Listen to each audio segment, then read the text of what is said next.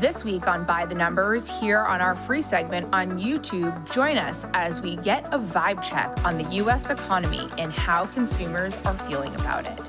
For now, sit back, grab a cup of coffee, and join us as we take you through the numbers.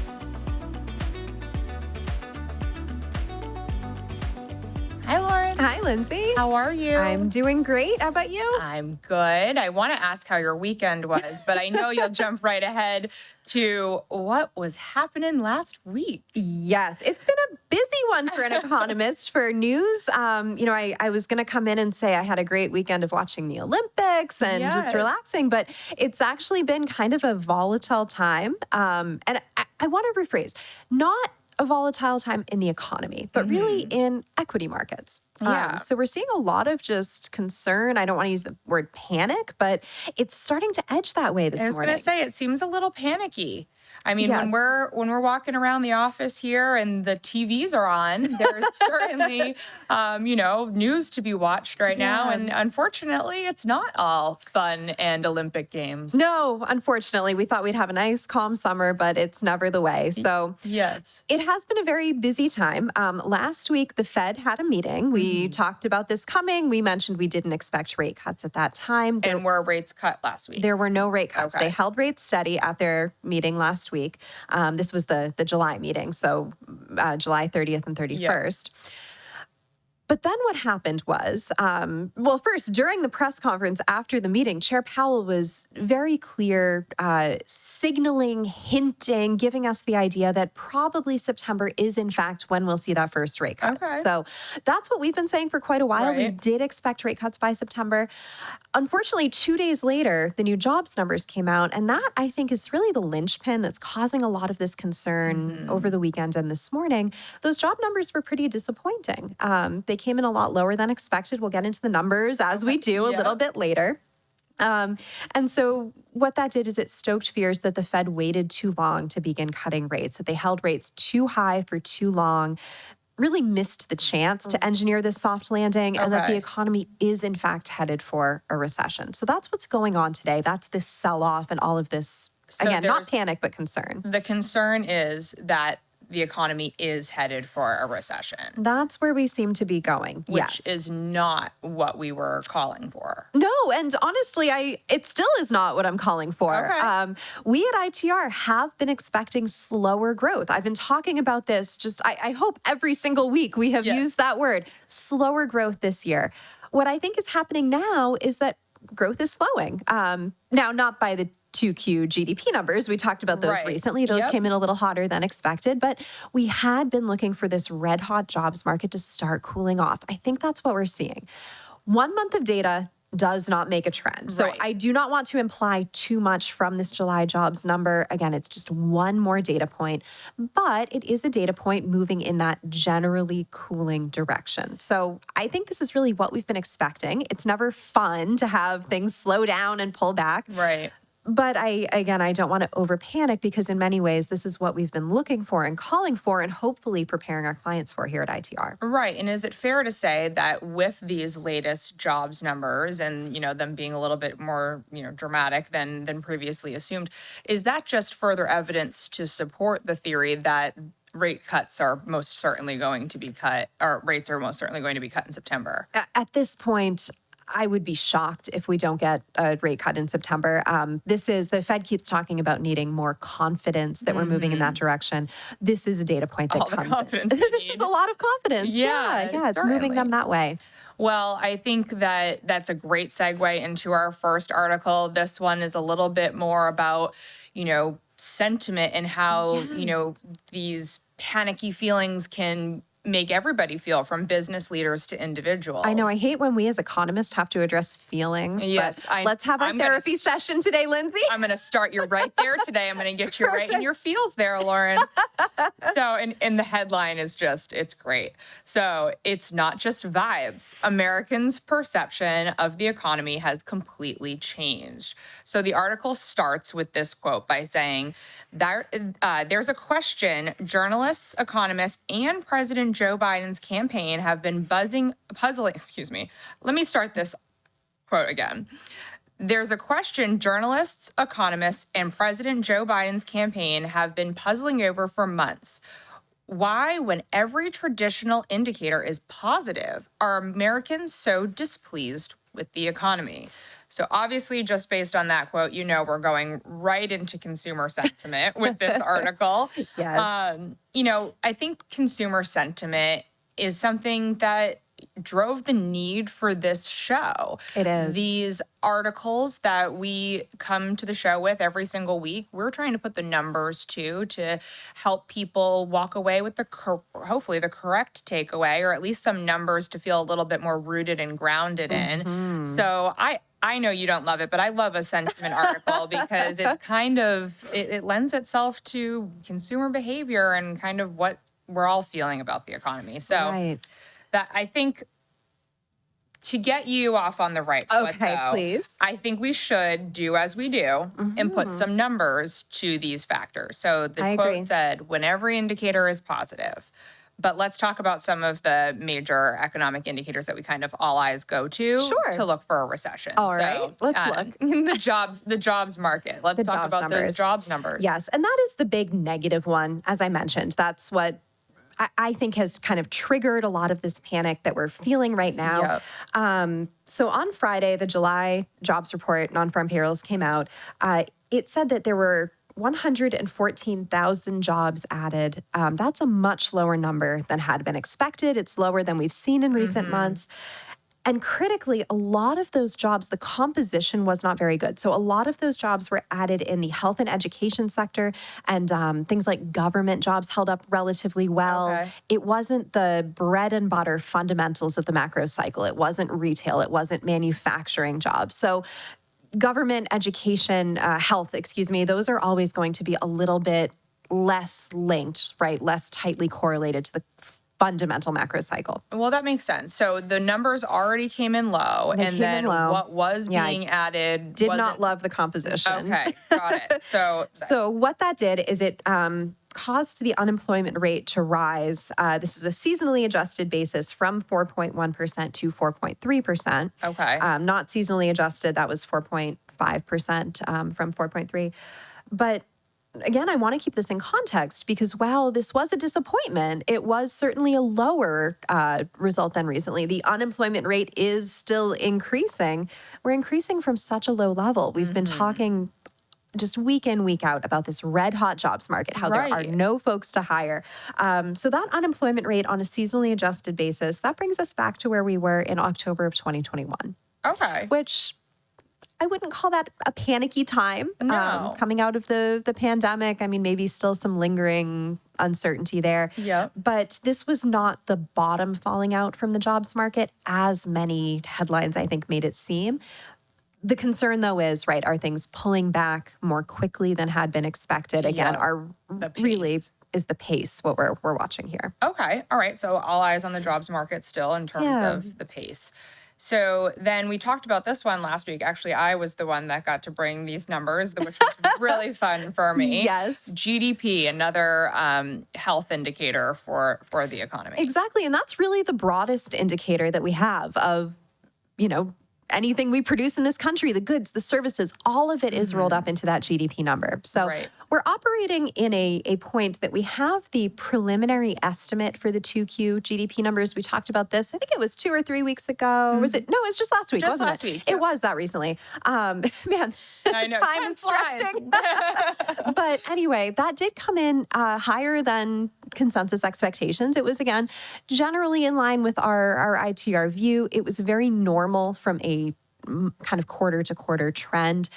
But I want to be clear, that was just the first release. We get multiple releases of Right. GDP data. This is just the first estimate. So we And that will... tends to be revised, you think? Lately, there have been bigger than normal revisions. I think Okay. we're still kind of settling in post-pandemic. So I want to almost acknowledge, right, a good result, an Right. exciting result, that the Yeah. economy, at least on that level, was holding up quite well through the second quarter, but with the big caveat that I really want to see the revisions before I commit too much to that GDP result. Right. And if we're, sticking on the topic of, the Fed and kind of all eyes on the Fed, we're always talking about this kind of balancing act that they need to do between the jobs market and inflation. So are we seeing a cooling off in inflation? Yes. And inflation is continuing to cool. That is the good news. We peaked at something like a 9% inflation rate on the consumer price index, which is just such a fast pace. Right. So now coming down in the 3.5% range. We've been hovering there for a while. So that pace of decline, that cooling off of inflation, it is going a little bit more slowly than it was earlier this year, but it's continuing directionally. And getting closer and closer to that too. And getting closer and closer to 2. Yeah. So we're still on that disinflationary trend. All eyes on September. All eyes on September. So it seems to me that no matter which way you slice this, there is still a gap in between how the economy is doing and how we as consumers are feeling about the economy. Exactly. So this article is weighed heavily on the consumer sentiment index that's done out of the University of Michigan. And it says that it has reached the lowest level ever recorded since it began tracking in 1966. Yes, isn't that shocking? When I think about 1966, I think that's not that long ago, yet so much has happened during that time to think that here we sit at the lowest consumer sentiment over that time period. That's a little bit concerning for me. I was a little worried about that. And so this is my, you're telling me that we weren't in the tank with our feelings about the economy during the pandemic? We were, but I guess we're deeper in the tank now. And this is really, I guess, why I don't hang my analysis on consumer sentiment, because we tend to be emotional creatures as humans, and we tend to overshoot both sides, where when we're happy, we're thrilled. When we're sad, we are just despondent. So what this article actually did is and you know me, I love a good study. I love a good model. But they actually modeled what affects sentiment to try to find some different correlations. They list, and we've been through a number of them, things like inflation. We'll talk about the personal savings rate, vehicle sales, housing, right? A lot of these hot button issues. And use those as inputs to kind of model how consumer sentiment does behave. So you even brought up the point that we should just look at what they did. Yeah, and bring the chart up right from here, what they were doing was essentially trying to show what we care about as consumers. Those elements, they created an indice, they put it into their regression model, and they created this lovely chart. This is not an ITR chart, but rather one from the article. Correct. Yes. And so you can very clearly see actual sentiment, and their model for consumer sentiment is the blue line. Not perfect, but historically, it seems like they hit on the things that we have historically cared about. There is a tight correlation between those two lines until you see this line they throw on the chart. That's the pandemic. And then there's a little white space between the two. We have a little bit of divergence here. And so to your earlier point on where actual sentiment is, that gray line, it did reach a lower low well post-pandemic, even than we saw during the pandemic. Even lower in that case than the Great Recession, which I would have thought would have a deeper sentiment hit. Right. I certainly think that when we're talking even with our clients and we're using the 2008 recession as a reference point, I feel like the sentiment when we're talking to at least business leaders is that was a lot worse than we're feeling right now. Exactly. But of course, we're talking about consumer sentiment here. But this is so subjective. Yeah. So what really jumps out to me is maybe we care about different things at different times. So we can't have that static view of, weigh this X percent and that Y percent, and it works for a while until we change our minds. We care about something different, and then, we're going to have to rejigger the model and find out what do people care about right now. So now let's talk about how we experience inflation. Okay. Because I liked that this article kind of made this a point too, and I'll start with a quote here. You have a lot of people today that really don't have any experience with any sort of substantial inflation. Right. And so now they're seeing it for the first time. People were used to seeing almost zero inflation.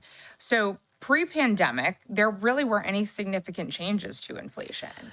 And it was such a low level, really, since 2008. The recovery from the Great Recession, we just had very low inflation for a very long time. We all got used to that. And then what we're experiencing now is not only increased inflation, but the pace. We always talk about this with our pace, with our 12-12 analysis, our 3-12 analysis. We're talking about the pace at which a data set is growing or contracting. And in this case, it is rapid growth in inflation. So that's going to give you a little bit of this, spike and whiplash all at the same time. Whiplash is exactly the word I use. I think that's the best way to describe it. We all got whiplash. Right. So all in that one storm. I'm going to just kind of read this right from the article because I thought this was really fantastic. The research in this article uses a regression model to show that the slow recovery in consumer sentiment after dramatic spikes is something that we've seen before, and it is measurable. So love when we're talking about something sentiment-based, but it is measurable. They found that if inflation spikes to 12% or 10 percentage points above the Fed's 2% target, the consumer sentiment index drops by about 35 points. And that effect lingers with a decay rate of about 50% per year.